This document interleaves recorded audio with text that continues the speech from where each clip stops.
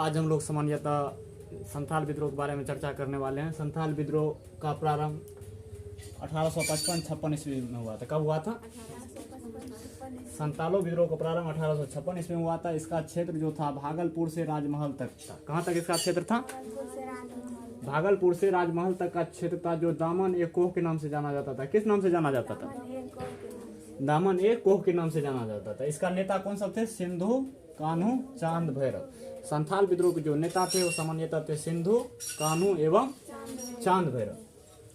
संथाल विद्रोह प्रारंभ होने का सामान्यतः कारण जमींदारों द्वारा शोषण था। किसके द्वारा शोषण था? जमींदारों द्वारा। अंग्रेज जो संथालों के क्षेत्र में जमीन पे उच्च लगान दर आरोपित कर दिए थे। जमींदार क्या करते थे? उससे उच्च लगान दर वसूलते थे। इसीलिए संथालों ने किसके खिलाफ एकत्र होकर आंदोलन किया? तो जमींदारों के खिलाफ। किसके खिलाफ? जमींदारों द्वारा। इस विद्रोह का तत्कालीन कारण था भागलपुर से राजमहल तक के बीच रेल लाइन का कार्य हो रहा था। कौन सी कार्य हो रही थी? रेल लाइन बिछाई जा रही थी। भागलपुर जो कि बिहार, वर्तमान बिहार के जिला है भागलपुर, है कि नहीं? वहां से राजमहल जो कि झारखंड में, कहाँ पे है? झारखंड के बीच रेल लाइन के कार्य हो रही थी। कौन सी कार्य हो रही थी?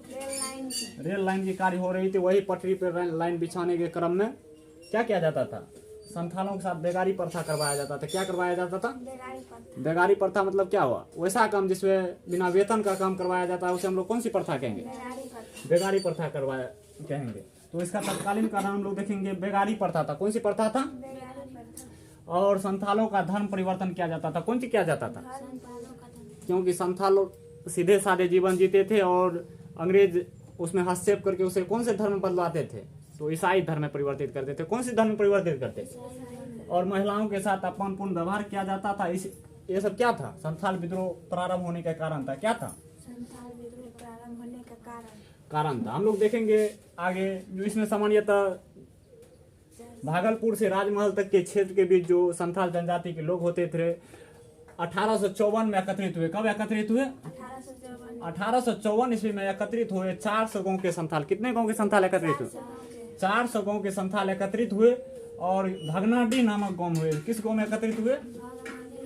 भागलपुर से राजमहल क्षेत्र के बीच एक गांव है भगनाडीह। कौन गांव है? भगनाडीह गांव में एकत्र होकर जमींदारों और साहूकारों एवं अंग्रेजों के खिलाफ, किनके खिलाफ? जमींदारों और अंग्रेजों के खिलाफ सशस्त्र संघर्ष किया। इसका मतलब हुआ जैसे अंग्रेज संथालों जो थे, संथालों का जमींदार क्या करते थे? उसे उच्च लगान दर लगा के जमीन पे राजस्व वसूलते थे। एवं साहूकार क्या करते थे? ऋण दे देते थे उच्च ब्याज पे। ब्याज दर पे क्या करते थे? ऋण दे देते थे और उसे क्या करते थे? उच्च ब्याज दर की मांग करते थे। एवं अंग्रेज क्या करते थे? उनके महिलाओं के साथ, उनके बच्चे के साथ अन्यायपूर्ण व्यवहार करते थे। कैसा व्यवहार करते थे? इन्हीं सब प्रारंभिक कारणों से संथाल ने प्रारंभ में भगनाडीह नामक गांव में 400 गांव के संथाल ने एकत्र होकर क्या किया? अंग्रेजों के खिलाफ सशस्त्र संघर्ष किए। प्रारंभ में इसमें 10,000 संथाल थे। प्रारंभ में इसमें कितने संथाल थे? 10,000 संथाल थे। लेकिन बढ़ते बढ़ते इसमें 60,000 तक संथाल हो गए। कितने संथाल हो गए? 7,000 तक संथाल हो गए और अंग्रेजों के खिलाफ इन्होंने विद्रोह किया। क्या किया? और 1857 ईस्वी में इस विद्रोह को अंग्रेजों ने कुचल दिया। कब कुचल दिया? 1856 ईस्वी में अंग्रेजों को पूर्णिया एवं कलकत्ता से अतिरिक्त सेना मंगा के और विद्रोह को कुचल दिया। विद्रोह में कान्हू मारा गया। कौन मारा गया? कान्हू जो इसके एक नेता में, कान्हू नेता थे कि नहीं थे? कान्हू मारा गया और 5,000 संथालों को तोपों से उड़ा दिया गया। किस चीज से उड़ा दिया गया? तोपों से उड़ा दिया गया और संथाल गांव में आग लगा दिया गया। क्या लगा दिया गया? आग लगा दिया। अब हम लोग सामान्यतः चर्चा करेंगे जो इसका क्षेत्र कहां से कहां तक विस्तारित है। क्या चर्चा करेंगे? क्षेत्र कहां से कहां संथाल विद्रोह का विस्तारित है। देखो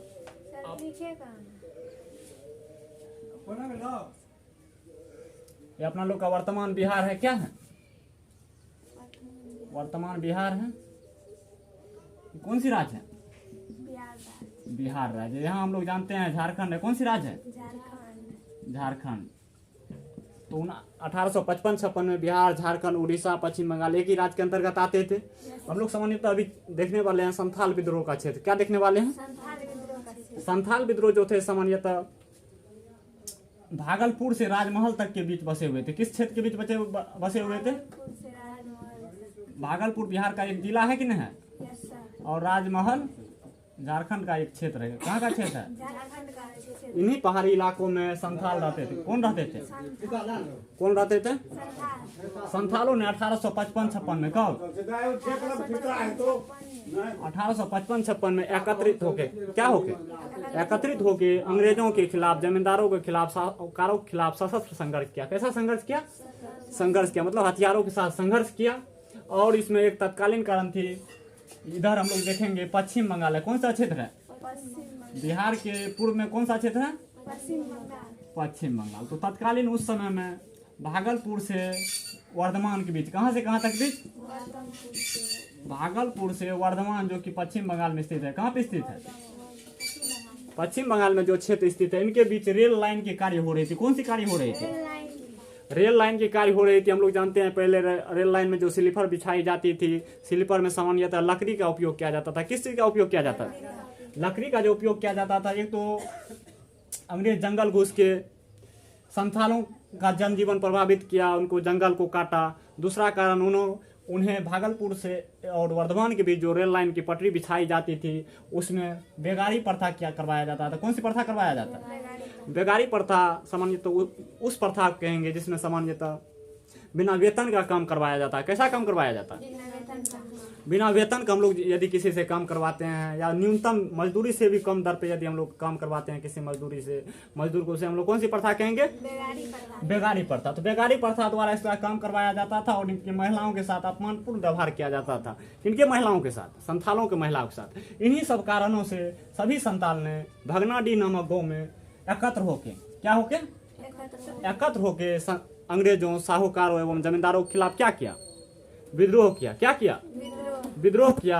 जब अंग्रेजों को स्थिति नहीं संभल पा रही थी, तब उन्होंने पूर्णिया और कलकत्ता से, कहां से?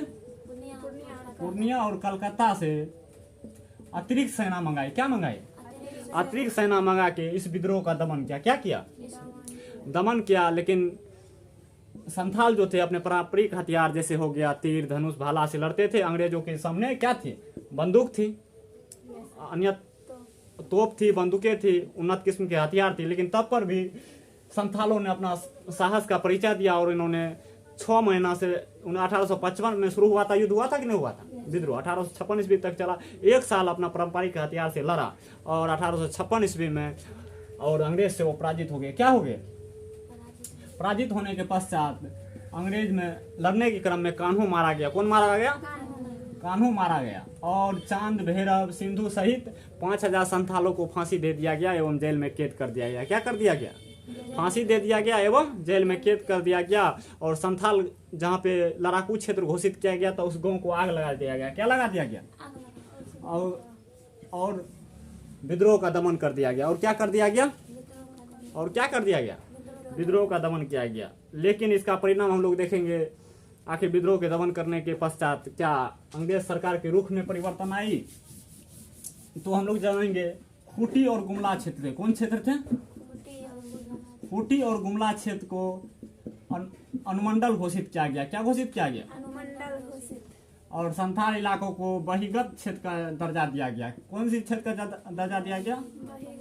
बहिगत क्षेत्र का दर्जा दिया गया। और 1908 ईस्वी में काश्तकार अधिनियम पारित किया गया। कौन सी अधिनियम पारित किया?